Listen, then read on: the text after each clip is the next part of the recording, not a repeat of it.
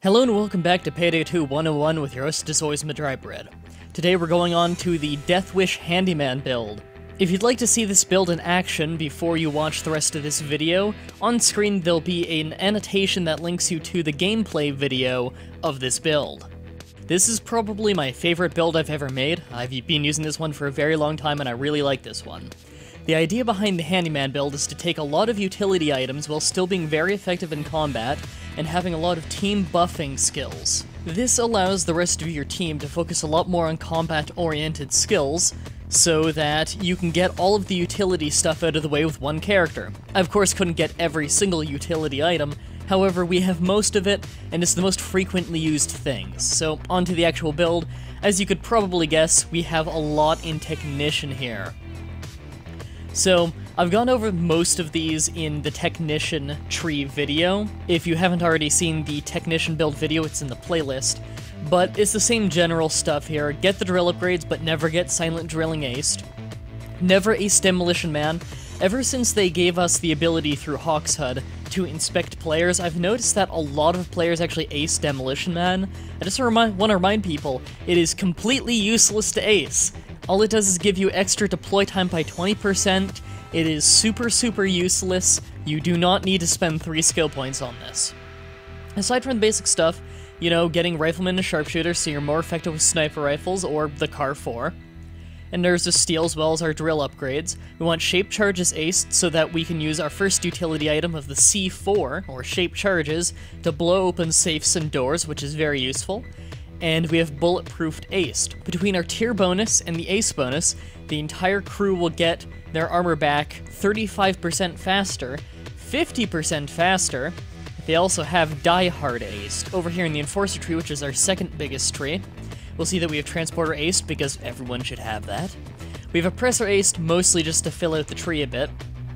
Die Hard aced, this will give us the armor recovery rate even faster. This will bring yourself up to 50% faster, making you quite tanky.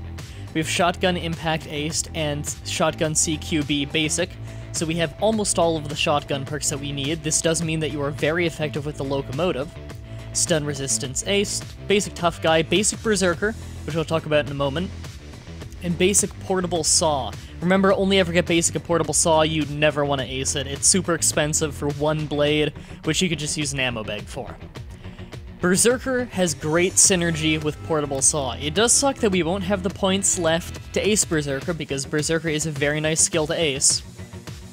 However, the Portable Saw with Berserker allows you to hurt yourself down to less than 25% of your health, and your saw will be able to open most things that take 2 taps of the mouse with only 1 tap, meaning you use half the ammo for your saw if you're gravely wounded. That is very effective. Over here we have our Mastermind. We have Cable Guy aced because it's useful for the whole team, Endurance aced, useful for the whole team and yourself, Leadership aced. The entire crew gets much better weapon stability. It's really nice having someone on the team with that. Dominator basic, mostly just because we had the points. And Inside Man aced because this is a Deathwish build, and it is very important that someone can buy an expert driver. And lastly, in the Ghost tree, we can unlock it. We get Sprinter aced for movement speed. We have all of the necessary things, so Burglar, Sprinter ace, Fast Hands ace, Shinobi. We also used our extra 3 points left over on Cleaner basic. It doesn't do a whole lot, but we can get the Body Bag asset, which helps the whole team, in case we have no ghosts. Chameleon basic to mark guards and bring concealment down, again, helps the whole team. And Martial Arts basic, you're more likely to knock down enemies with Melee Strike. With the influx of melee weapons in the last few patches and DLC, this has become a lot more useful because there are better knockdown items, and they, of course, benefit more from martial arts, so it can become quite easy to panic button knock down an enemy and give you time to kill them with a shotgun, or reload if you need to. Next onto the loadout, first for our primaries is, of course, the Car 4. It's great on any difficulty, it's amazing for any character, it's the Car 4 that I talk about in absolutely every single build video, so again, you can go through the other build videos if you want a more in-depth look into the Car 4, but this is your standard, amazing Car 4. For our next primary, this is actually really good with this build because of all the perks we have for it. The Rattlesnake Sniper Rifle if you have the Sniper Rifle DLC. I'd only recommend this if you are on Overkill difficulty or lower. It's not quite as effective on Deathwish, and you need to be very reliable at getting headshots or else this might not be worth it, but if you are very reliable at headshots, it's very light on ammo and it's very accurate. So all around, great gun. I like using the solar sight on mine because I don't believe I've gone into this before, and we want the long barrel to help with accuracy. Next up is the R93 Sniper Rifle. This is good for if you're either not so good at getting headshots and you're still learning the snipers, or if you're on Deathwish difficulty where you need that extra damage. The only mods we have for this are the angled sight, the solar sight, and the wooden body stock to help with stability. We have no barrel put on it because they don't really help us very much. And you come out with a very powerful sniper rifle that, at least on Deathwish, can one-shot headshot most standard enemies. And on any lower difficulty, it can often one-shot body shot most standard enemies. However, you will still need headshots on special enemies.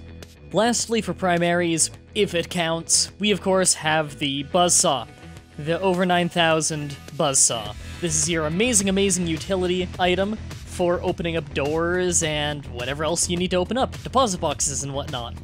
And lastly, for secondaries, you're only taking one secondary. Ever. Locomotive. I know you don't have the overkill perk, and it does kind of suck not having the overkill perk on this build. However, the locomotive is still an absurdly good gun. So just to go through everything on it, I don't have any special ammunition on it, because that's reliant on your team having enough ammo bags, really, on if you want the triple-aught buckshot or not, so converse with your team, see if they have upgraded ammo bags, and if they do, you might want to consider taking the triple-aught buckshot. If not, Shark Teeth Nozzle, we have the military laser module to give both a laser sight and the flashlight, although you'll rarely use them. Rubber Grip, although Pro Grip is just as good. Extended Mag, I like to have a speculator sight on mine. I know a lot of people don't like sights on their shotguns, but it does add stability. For stock, I go with the War-Torn stock to give it a bit of accuracy. And for Shell Rack, gives it even more clip size, or magazine size, whatever you'd like to call it with a shotgun. That's it for this episode of Payday 2 101. On next week's episode, I go into the next Deathwish build video with the Medic.